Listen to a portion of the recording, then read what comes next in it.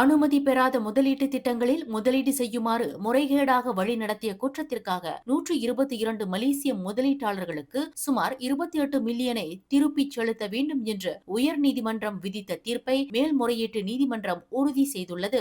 இந்த உத்தரவு சிங்கப்பூரைச் சேர்ந்த தொழிலதிபர் சான் சே ஷினுக்கு எதிராக பிறப்பிக்கப்பட்டுள்ளது. கருத்தரங்குகள் மற்றும் விளக்க கூட்டங்கள் மூலம் அனுமதி பெறாத முதலீட்டு திட்டங்களை தீவிரமாக விளம்பரப்படுத்திய நடவடிக்கைகள் மூலதன சந்தைகள் மற்றும் சேவைகள் சட்டம் 2007 கீழ் ஒழுங்குபடுத்தப்படும் முதலீட்டு நடவடிக்கைகளாகும் என்று தீர்ப்பளித்த நீதிபதிகள் Zaini Maslan, Lionel David shrimp மற்றும் அலிசா சுலைமான் ஆகியோர் அடங்கிய மூவர் அமர்வு சான் சே ஷின் தாக்கல் செய்த மேல்முறையீட்டையும் முதலீட்டாளர்களின் எதிர் மேல்முறையீட்டையும் ஒருமனதாக தள்ளுபடி செய்தது. ஃபுல்டா மலேசியா பெர்ஹாட் மற்றும் புலாவ் கேபிட்டல் லிமிடெட் எனப்படும் இரு நிறுவனங்கள் வழியாக 2016 ஆண்டு முதல் பல முதலீட்டு திட்டங்களை சான் சே ஷின் அறிமுகப்படுத்தியதாகவும் அனுமதியின்றி முதலீட்டு நிதியை திரட்டியதாக உயர்நீதிமன்றம் முன்னதாக தீர்ப்பளித்திருந்தது குறிப்பிடத்தக்கது. மேலும் செய்திகளை தெரிந்து கொள்ள கீழே இருக்கும் பெல் பட்டனை அழுத்துங்கள்.